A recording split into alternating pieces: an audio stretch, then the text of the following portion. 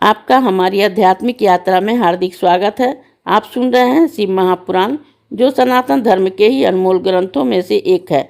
इस श्रृंखला में हम आपके लिए ही इस दिव्य ग्रंथ के प्रत्येक अध्याय का शाश्वत पाठ प्रस्तुत करेंगे। आइए इस ज्ञान और धर्म की ही यात्रा को आरंभ करें। भगवान महादेव की महिमा और उपदेश से ही सजी इस पावन कथा के साथ ही ओम नमः शिवाय। 14वां अध्याय, शिव पार्वती संवाद में पंचाक्षरी की महिमा। ईश्वर बोले कि हे बरानले,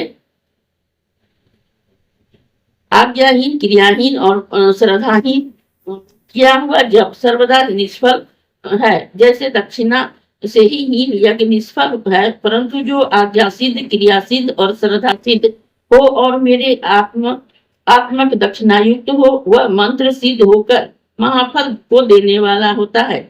इसके लिए ब्राह्मण तत्व वाले गुरु के पास जाकर जो तप करे, तत्व सत्गुण युक्त और ध्यान योग परायण हो, उसके भाव को ही शुद्धता से ग्रहण करे और मन, वाणी, काया तथा धन से उसे ही संतुष्ट करे। जैसे जितनी शक्ति हो, हाथी, घोड़े, रथ, रत्न, अनेकों प्रकार के क्षेत्र, गृह, भूषण, वस्त्र, धान्य और ऐश्वर्य से ही सब वस्तुएं आश्चर्य को पूजा से ही लिए शिष्य गुरु को दान दे। यदि अपनी सिद्धि चाहे तो धन की सस्ता न करे। इस प्रकार उससे सविधि मंत्र ग्रहण करे और गुरु भी ऐसे ही शिष्य को 1 वर्ष तक ही देखे, और जब यह देख लेवे कि उसमें अहंकार नहीं है, तब सुनिशा वाला ही पवित्र और व्रती है, तो उसे ही शब्द देने के लिए ही घृत पुण्य घंट से ही स्नान करावे। और जब इस प्रकार की सविधि विधियों को पूर्ण कर लेवे, तब उसके शुद्ध होने पर मंत्र देवे। शिष्य सावधान होकर उस मंत्र को ग्रहण करे। पूर्व चरण में जितने अक्षर है उतना ही लक्ष्य जप करे। रात्रि में एक समय भोजन करें, तभी वह पुरुष चरणी कहलाता है। जो इस प्रकार से गुरुचरण करके ही नित्य जप करता है, उसके समान लोक में कोई नहीं है। वह सिद्धि देने वाला है। इसमें वाचिक जप किया जाता है। वाचिक जप वह है जिसमें जीवा हिले और जिसमें थोड़ा उच्चारण हो और जीवा हिले तथा अन्य जनों को सुनाई न दे, वह उपांशु जप कहलाता है। जिसमें बुद्धि से अक्षर पद का ध्यान, पदाक्षर अर्थ चिंतन किया जावे, वह मानसिक जप है। वाचिक से 1, उपांशु से 100 और मन से 1000 गुना फल है। आदि अंत में ही प्राणायाम युक्त जपे तो उससे भी 100 गुना फलदायक होता है, क्योंकि वह सगर्भ हो जाता है। अगर्भ में भी आदि अंत में प्राणायाम करना ही आवश्यक है। 40 आवृत्ति तक ही प्राणायाम करें, परंतु मंत्र या मंत्रार्थ जानने वाला अपनी शक्ति के अनुसार भी मंत्र का जप कर सकता है। 5, 3 या 1 प्राणायाम होता है। इस सगर्भ से ध्यान जप का सहस्त्र गुना फल होता है। उंगली से ही जप करने से 1 गुना फल, रेखा से 8 गुना, विद्या पुत्र से 10 गुना, शंख और मणि से 100 गुना, मूंगे से 1000 गुना, स्फटिक से 10 सहस्त्र गुना, मोतियों से 1,00,000 गुना, कमगट्टों से 10 लाख गुना, सुवर्ण से ही करोड़ गुना और कुश, ग्रंथि और रुद्राक्ष से तो अनंत फल होता है। 30 दाने की माला से जप करें तो ही धनदायक, 27 दाने से पुष्टिदायक,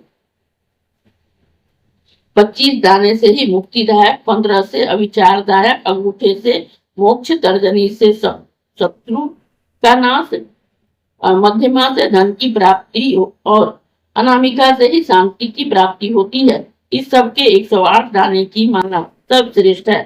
100 की उत्तम और 50 दानों की माला मध्यम होती है। 54 रुद्राक्ष की माला हृदय को हितकारी है। जब इस प्रकार से मालाओं के जप करना हो तो उसे किसी को दिखावे नहीं। कनिष्ठा से ही दुख नाश होता है, इससे उसी से ही जप करना चाहिए। अंगूठा लगा उंगलियों सहित ही जप करना चाहिए। अंगूठे बिना जप का कुछ फल नहीं मिलता। यदि घर में जप करें तो समान फल, गोष्ठ में 100 गुना पुण्य, वन और वाटिका में 1000 गुना फल, देवालय में करोड़ गुना, मेरे निकट अनंत और सूर्य, अग्नि, रुद्र, चंद्रमा, दीपक, जल, ब्राह्मण और गौएं के निकट जप करना श्रेष्ठ है। इस प्रकार से पूर्व की ओर मुख करके ही बैठकर जप करने से ही वशीकरण, दक्षिण की ओर अभिचार, पश्चिम धनदायक और उत्तर की ओर मुख करके बैठकर जप करने से शांतिदायक होता है तथा सूर्य,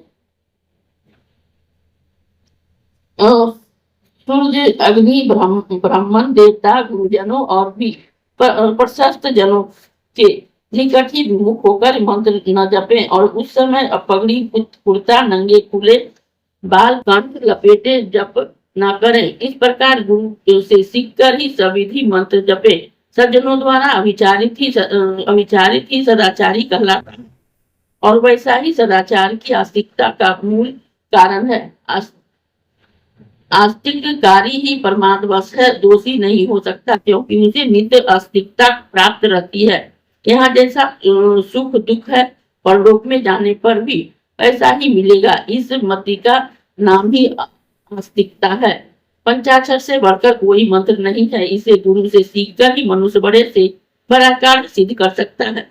इसके लिए ही मेरे भक्त को लग्न, तिथि, वार, नक्षत्र, योग आदि सोते जागते का कोई प्रबंध नहीं। यह महामंत्र कभी किसी का शत्रु नहीं है। इससे कोई भी सिद्धि दुर्लभ नहीं है। जैसे भी हो, मनुष्य को इस पंचाक्षरी परम विद्या का ही आश्रय लेना योग्य है।